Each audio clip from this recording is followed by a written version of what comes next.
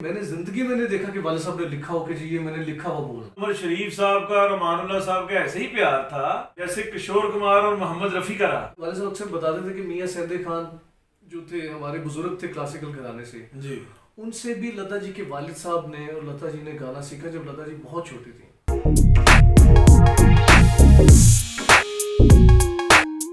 हाँ साहब, आपके साथ आप उनके साथ इंडिया भी तो गए हैं, इंडिया का कोई वाकया शेयर करें। जी जी, इंडिया मैं वालिद साहब 2007 में फर्स्ट टाइम गए थे।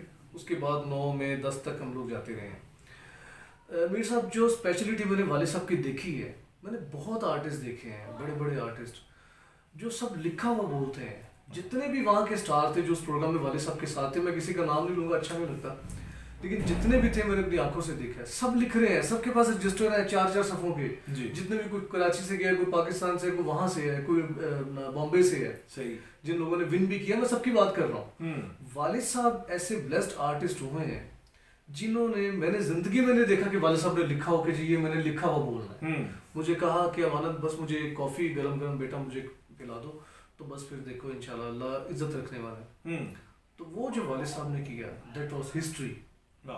ऐसे शो, मैं कहता हूँ कि ऐसा ज़बरदस्त वो प्रोग्राम था जिसमें उमर भाई भी एक दफ़ा थे उसमें। जी, उमर भाई, उमर शरीफ साहब थे, उनकी बड़ी रिस्पेक्ट की है और बड़ा उनके लिए बहुत अच्छा बोले अमानुल्लाह साहब के बारे में। और वालिद साहब का उनसे बहुत प्यार था, उमर भाई की बहुत इज्जत करते थे वो। और उमर शरीफ साहब का और अमानुल्लाह साहब का ऐसे ही प्यार था जैसे किशोर कुमार और मोहम्मद रफी का रहा। हाँ बिल्कुल बिल्कुल एग्जैक्ट ऐसे ही था। और जितने आर्टिस्ट मैंने देखे मीर साहब, सब लिखा हुआ बोल रहे हैं कि ये करना है, ये लिखना है, ये करना है, भूल गए तो फिर स्किप निकाला है, देखना शुरू करके भी क्या रहता था। सही। तो वाले साहब को मैंने देखा है, कुछ नहीं लिखा उन्होंने, मुझे कहा सिर्फ कॉफ़ी पिलाओ मुझे, और 2.5 घंटे स्टिल ऐसा उन्होंने परफॉर्म किया कि डायरेक्टर भी कैमरा छोड़ के आके ज़मीन पे बैठ गया था वो।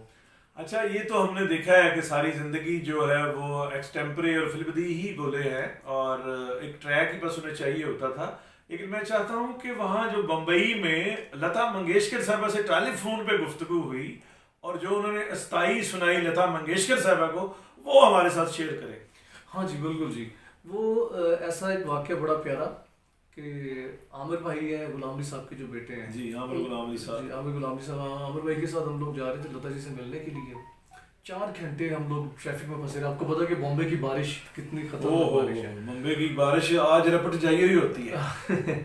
तो हम लोग 4 घंटे ट्रैफिक में फंसे रहे, तो लता जी चले गई। जब हम स्टूडियो पहुंचे तो हमारी फ़ोन पे बात हुई उनसे, तो वालिद साहब ने फिर माजरत की कि जी हम लोग ट्रैफिक में फंस गए थे। तो वो बड़ा प्यार से बोली, और ऐसे बड़े लोग लता जी, और ऐसे लगा जैसे पता नहीं हम कितने सालों से उनसे बात कर रहे हैं, मिल रहे हैं।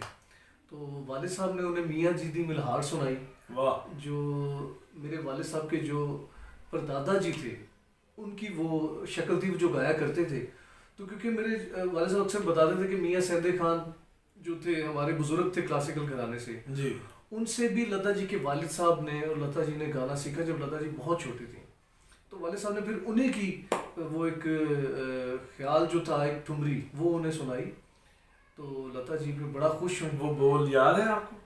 नहीं मुझे याद अच्छा नहीं। अच्छा। तो वो लता जी बहुत खुश हुई बात करके। फिर उन्होंने कहा कि मैं कल मिलूंगी आपसे, तो आप ना जाए, हम कल मुलाकात करेंगे।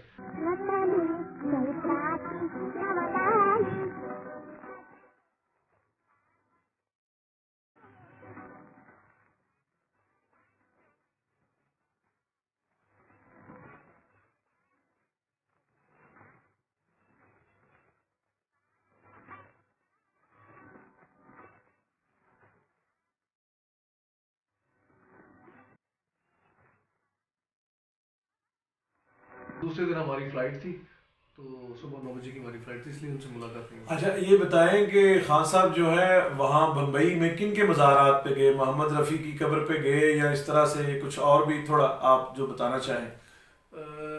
किशोर साहब के घर गए? जी जी, किशोर साहब के हम लोग घर गए थे, मैं वाले साहब, क्योंकि अमीद भाई से मेरा बहुत प्यार है। किशोर साहब के बेटे हैं, बड़ा प्यार करते हैं मुझसे। और मनोरी साहब के घर लेके गए वाले साहब को, जो आर डी बर्मन साहब के अरेंजर थे। सही। और फिर पप्पी लहरी साहब के घर गए हम लोग। उसके बाद हाजी अली सरकार का जो मज़ार है समंदर के दरमियान, वहाँ फिर मैं वाले साहब अक्सर जाया करते थे। तो ये इस तरह की यादें वहाँ पे।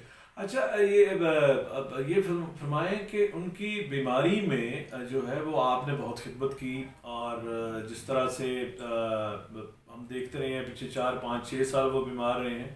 आप उनके बेटे भी थे और उनके दोस्त भी, उनके अटेंडेंट भी, उनके तीमारदार भी।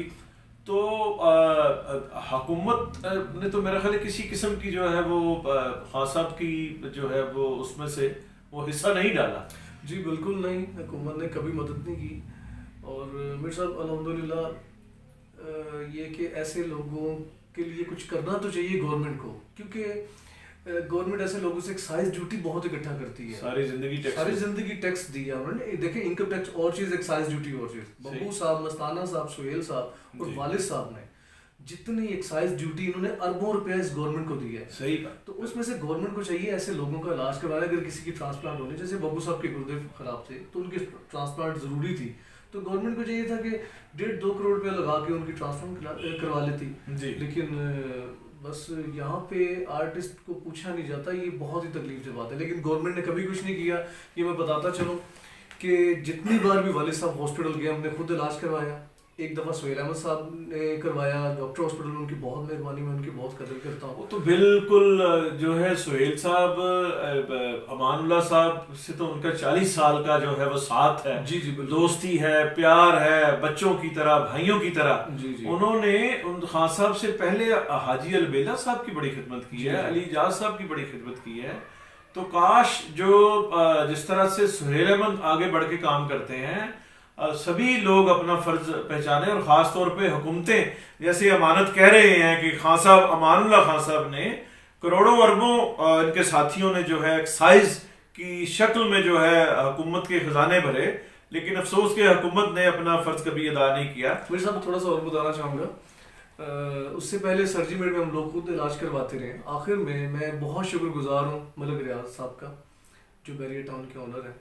उन्होंने फिर मेहरबानी की कि जी अवान साहब का इलाज हमारे हॉस्पिटल में बैरियर टाउन में होगा। 2 दफ़ा फिर वालिद साहब उधर ही एडमिट रहे हैं। तो हुकूमत ने तो कभी नहीं सोचा, मलिक साहब ने किया, उनकी बड़ी मेहरबानी, किसी को तो ख्याल आया। लेकिन गवर्नमेंट को करना चाहिए। ऐसे ऐसे लोग चले गए और गवर्नमेंट ने आज तक कुछ नहीं किया, जो बहुत अफसोस की बात है, बहुत ही अफसोस है।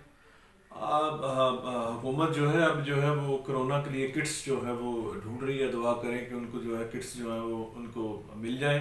अच्छा, मैं ये अमानत चाहूँगा कि अब आपकी ज़िंदगी जो आगे है जी जी, और वो खान साहब के बगैर है, उसको आप क्या हिकमत अमली बना रहे हैं? आप सिंगर तो हैं, मैंने सुना था, कहीं पढ़ा था कि आप अपने वालिद का विरसा एक्टिंग और कॉमेडी को भी आगे लेके चल रहे हैं।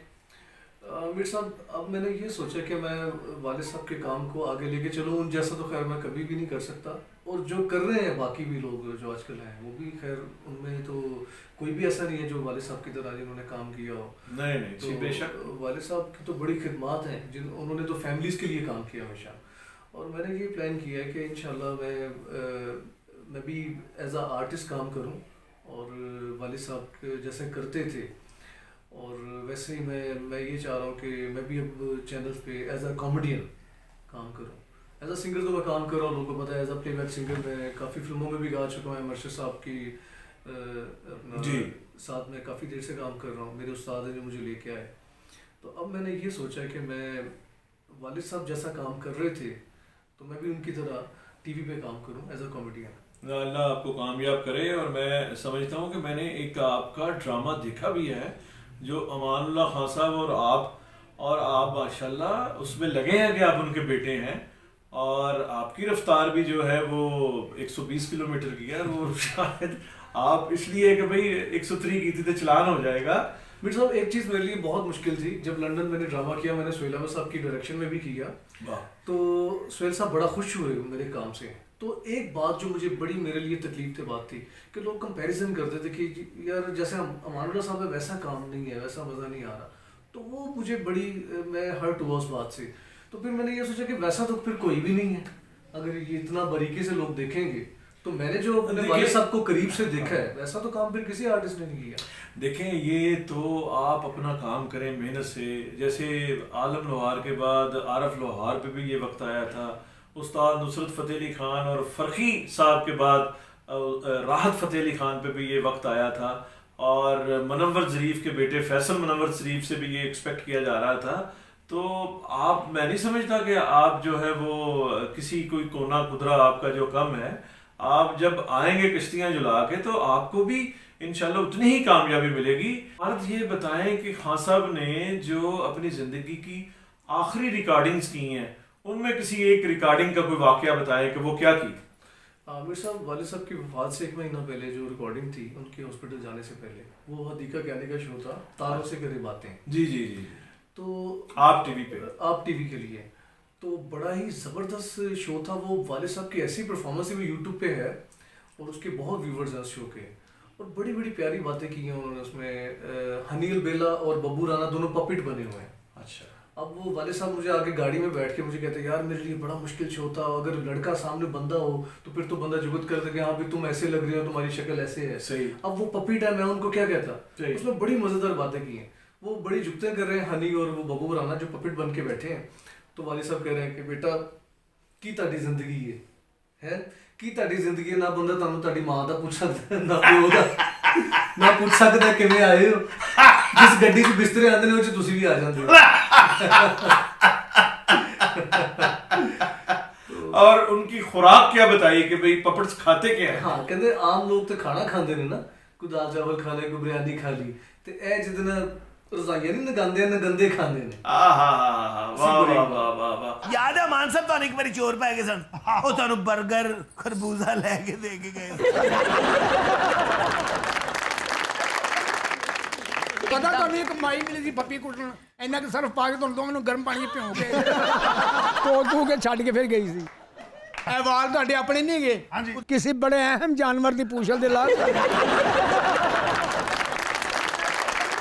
व्यूअर्स, खान साहब के लिए मैं ये इतना ही कहूँगा कि वो जो सूफी शायर हमारे ने कहा है कि गोर प्या कोई होर, खान साहब हमारे दिल में ज़िंदा रहेंगे जब तक हम जिंदा रहेंगे, और सेलुलाइट पे जो उन्होंने काम किया वो भी हमें उनकी ज़िंदगी का और उनके बड़े होने का एहसास दिलाता रहेगा। अमानत के लिए मैंने भी और आपने भी बहुत सारी दुआएं करनी है कि ये उस डेस्टिनेशन तक पहुँचे जिसके लिए अमानुल्लाह साहब सोचते थे, इसके लिए, और ये खुद सोचता है। बहुत शुक्रिया। करार लूटने वाले करार को तरसे, करार लूटने वाले खुदा करे तेरा रंगी शबाब छिन जाए।